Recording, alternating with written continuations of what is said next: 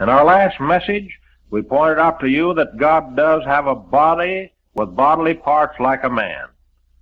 We proved to you that he had a shape, a form, a size, an image, a likeness, and he has a heart and fingers and nostrils and lips and tongue and ears and countenance and head and hair and body with bodily parts. He wears clothes, he goes from place to place, and he eats food. He dwells in a mansion, lives in a city, he can sit on a throne, he can ride, he can walk, he can think, he can hear, he can talk, and so on. We gave you many scriptures to prove those facts. Did you know that in the very first 2 chapters of the Bible alone, there are nearly 200 separate personal acts of God in creating, planting, speaking, working, seeing, blessing, commanding, and so on? He has eaten with men, as many as 74 at a time, who saw him with their natural eyes and conversed with him as literally as other persons would at banquets. You read Genesis 18 and Exodus 24. I'll give you a record of that. 2 different occasions. As high as 74 men had a dinner with God. He has wrestled with man bodily. Genesis 32. He has written laws with his own finger while men looked on with the natural eyes. Exodus 34. He has revealed himself in so many different ways, proving to men that he does have a body and that he does have bodily parts like a man.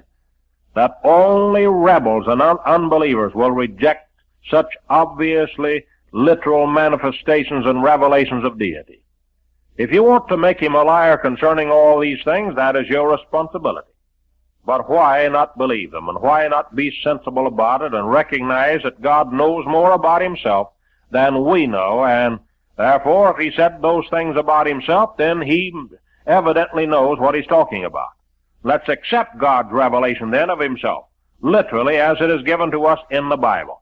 Not one passage has ever been given by any man to prove that God is intangible, immaterial, without a body, without bodily parts and passions, except John 4:24.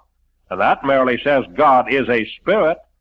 And this certainly does not teach that he is without a body. It doesn't even say anything about him being without a body. Men are satisfied to remain ignorant of what spirit consists of, or what spirit beings are like.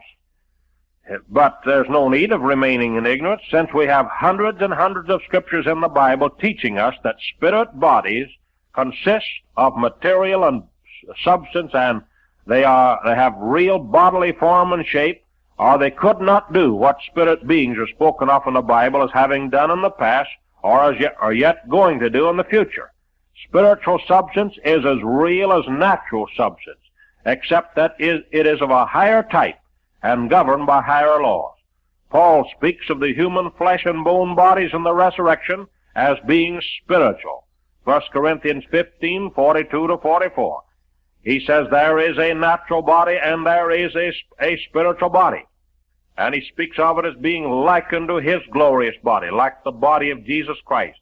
So if human bodies that become spiritualized are still material and tangible, then certainly God and other spirits can have bodies just as real and still be spirit beings. After all, John 4:24 is a mere statement of fact, that God is a spirit, but it does not define and analyze a spirit. Bible writers that claim to have seen God with the eyes told either a lie or the truth. We cannot believe them and modern Bible teachers who contend that no man has ever seen God with the eyes. Both cannot be right, for they contradict each other. So we have to make a choice to believe either God or modern Bible teachers. One argument of modern scholars is that God is light and love, and that you cannot see these qualities. That's all they are, just mere qualities, or abstract something that is unreal and intangible and immaterial. But we reply to this, that does not do away with the reality of God. Take, for example, Jesus Christ said we are salt and we are light. But does that do away with the bodies of human beings because we're compared to salt and to light?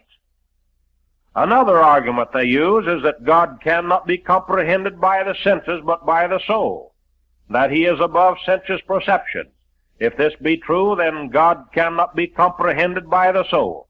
For the soul is the seat of the affections, the emotions, and the desires, are the senses, as we've already seen. Then no man can love God, have any affection for God, desire God, or be emotional in knowing God, or feel God in any sense. No statement in Scripture supports such a theory.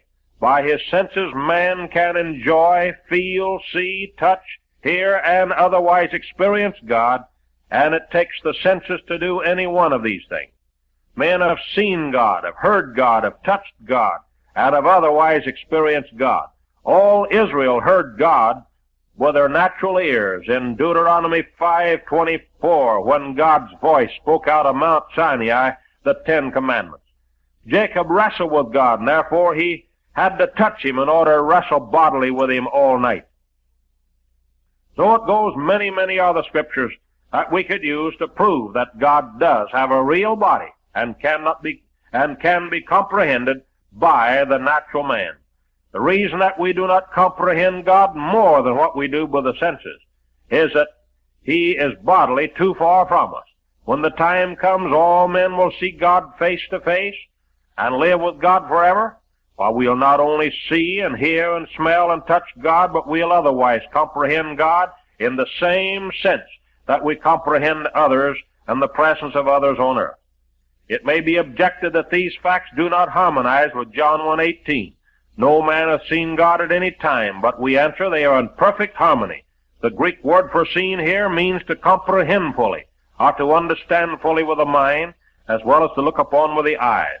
Our English word seen means the same thing, so if the proper meaning of the word seen is understood in John 1:18, that will harmonize with the many passages which we have already seen where men have seen God with the natural eyes. Then everything is in perfect harmony.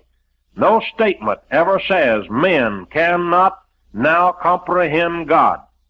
Since the complete new revelation of Jesus Christ and of God by Jesus Christ and others. Jesus Christ, on the contrary, said, He that hath seen or comprehended me hath seen or comprehended the Father. So since we have the complete revelation of God through Jesus Christ and the apostles, as well as the parts of God's revelation in the Old Testament, we can conclude that men can now comprehend God fully.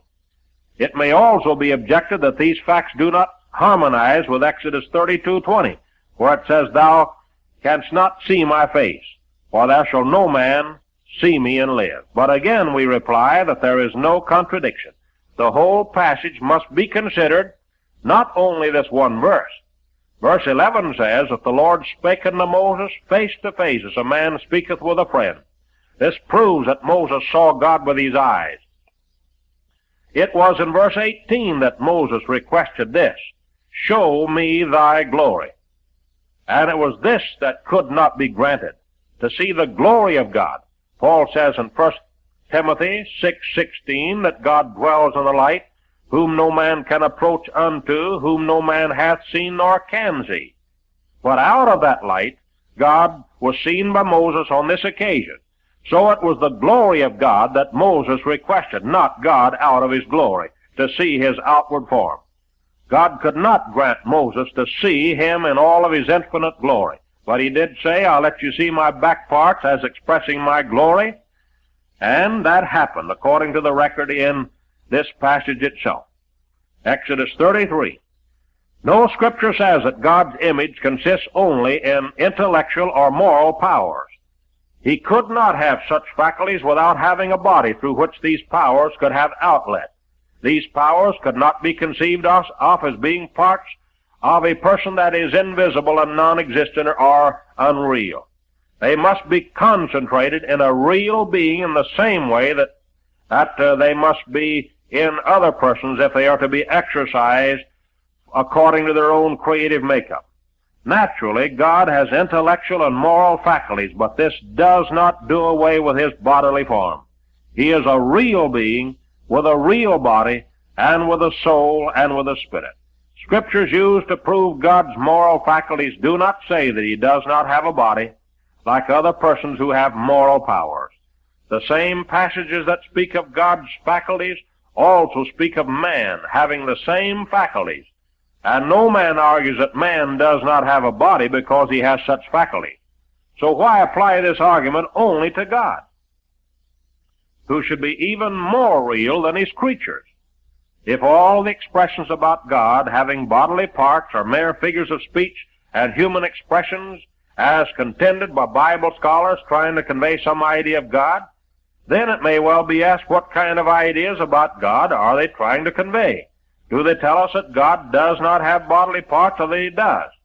If they are trying to tell us that he does not have them, then that's a mighty peculiar way for an intelligent being to convey such ideas. Any human being could excel God in expressing himself if this is the only way God had to express it, or if it's the way he did express it. It must be remembered there can be no figure of speech without something real to convey. Would it not be best conveyed to all of us to believe what God says about himself, and to believe that God does have a body, soul, and a spirit, and that he does have bodily parts? This would have been very clear if men would not have spiritualized the Bible. But since we've been taught throughout the religious world that the Bible doesn't mean what it says so many things it doesn't mean, and it doesn't mean half what it does say, why then we have these false concepts of God. On the other hand, we're rebuked by Bible scholars for taking any such conception of God. The Bible makes the subject of man's invisible soul clear and clear, and the subject of God very clear. If we'll take all the statements in the Bible about the subject and harmonize them and believe what they say. So we have to conclude, friends, that the Bible does mean exactly what it says when it declares that God does have a body, a soul, and a spirit.